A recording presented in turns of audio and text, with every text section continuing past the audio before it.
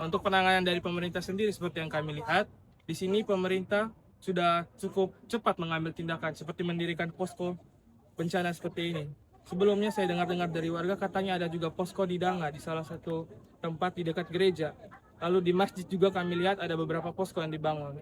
Seperti jadi tanggapan kami setelah kami sampai langsung ke posko, kami melihat bahwa di sini pengungsinya sudah mendapatkan bantuan yang cukup dari TNI, Polri maupun pemerintah setempat, sehingga para pengungsi di sini tidak kekurangan air bersih serta pasokan makanan. Karena setelah kami sampai kurang lebih 2 hari di sini, kami bisa melihat bahwa ada didirikannya dapur umum sehingga masyarakat bisa mendapatkan makanan langsung untuk makan siang dan juga makan malam. Serta sarapan juga disiapkan oleh TNI maupun Polri untuk masyarakat di sini. Mungkin untuk pesan dari kami mahasiswa, kami di sini ada ber-22, mungkin pesan dari kami itu, Bapak tolong perhatikan masyarakat-masyarakat. Bukan hanya yang berada dalam ibu kota kabupaten, tetapi masyarakat yang berada di kecamatan-kecamatan, di desa-desa. Kondisi di lapangan seperti yang kami lihat, kemarin kami jalan, kami melihat ada beberapa rumah yang rusaknya cukup parah, bahkan sampai rata tanah. Bahkan banyak rumah-rumah yang dikatakan retak cukup parah dan lubang akibat gempa yang terjadi. Jadi kami semua mendaftar untuk mengikuti misi kemanusiaan ini, Bapak. Lalu untuk KKN tersebut, kami di sini untuk sementara kami mempunyai 3 rancangan utama. Yang pertama itu ada trauma healing, sudah pasti akan kami laksanakan khususnya untuk anak-anak. Karena anak-anak adalah salah satu individu yang sangat rentan terhadap trauma. Sehingga trauma healing yang kami lakukan itu khusus kepada anak-anak dan juga lansia mungkin. Karena lansia mungkin sudah tua, jadi mereka memerlukan pendekatan yang lebih. Lalu untuk proker yang kedua itu kami rencanakan untuk filter air bersih. Tetapi filter air bersih akan kami laksanakan itu mungkin dengan cara tradisional. Melalui pembuatan filter air, melalui tanah, pasir, dan lain sebagainya. Seperti itu. Lalu untuk proker ketiga yang akan kami laksanakan itu belajar sambil bermain. Karena apa? Karena untuk saat ini masyarakat khususnya anak sekolah itu diliburkan. Jadi mereka tidak ada akses untuk pendidikan langsung ke sekolah. Karena juga sekolah-sekolah mereka terkena reruntuhan gempa, jadi mereka belum bisa bersekolah. Masyarakat saya itu mintanya gimana ya?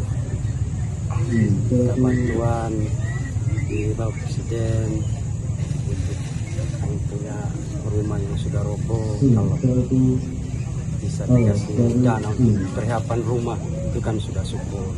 Terima kasih lah Bapak Presiden. Kalau kemarin lumayan besar.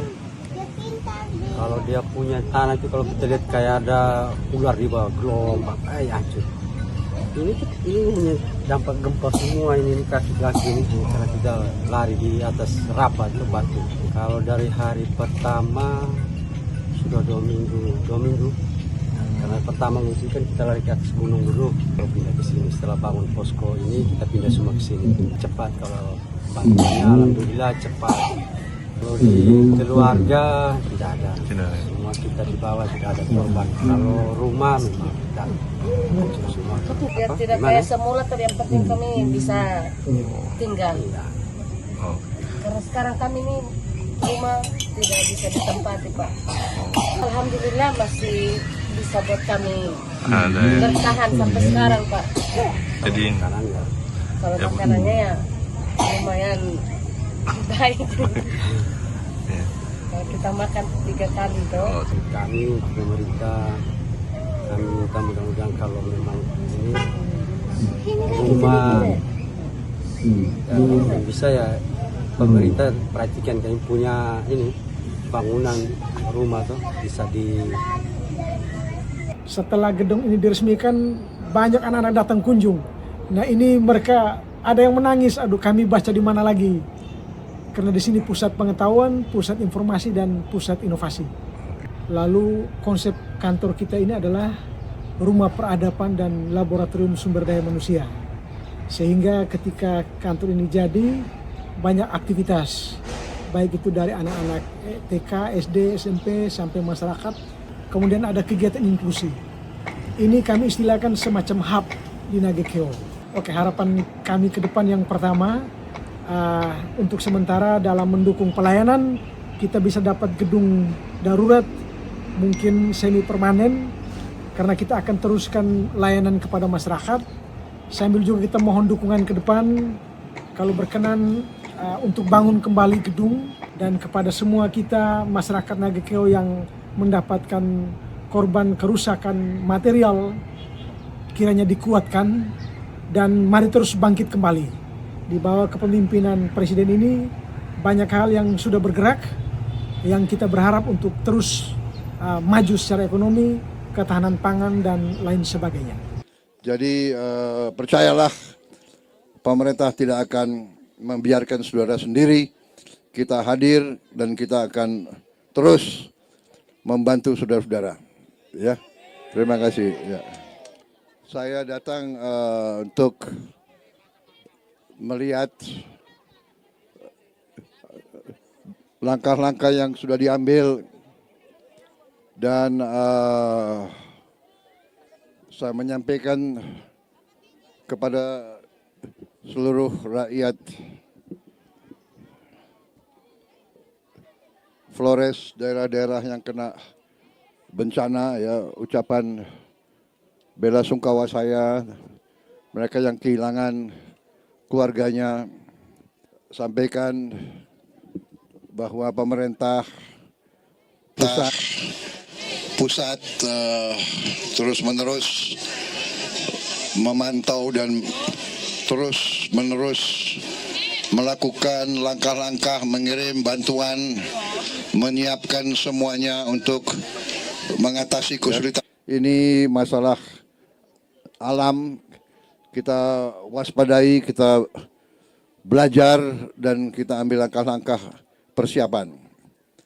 Sudah kita siapkan perbaikan-perbaikan, langkah-langkah sementara supaya sekolah bisa segera buka, segera kita jalankan, mungkin untuk keamanan, sekolah-sekolah mungkin di tenda dulu, ya.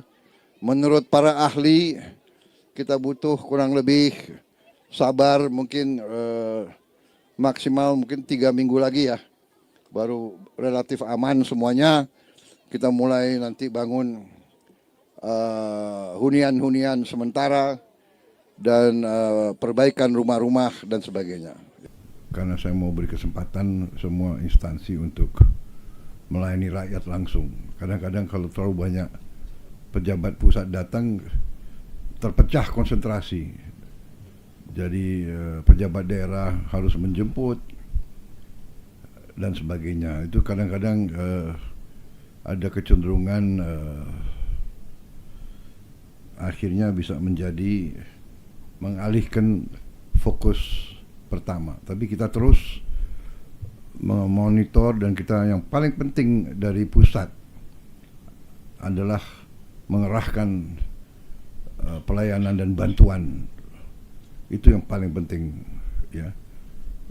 Kalau kita datang habis itu hanya lihat bencana tapi tidak bisa mengatasi, tidak bisa kirim bantuan, ya itu akhirnya kurang efektif.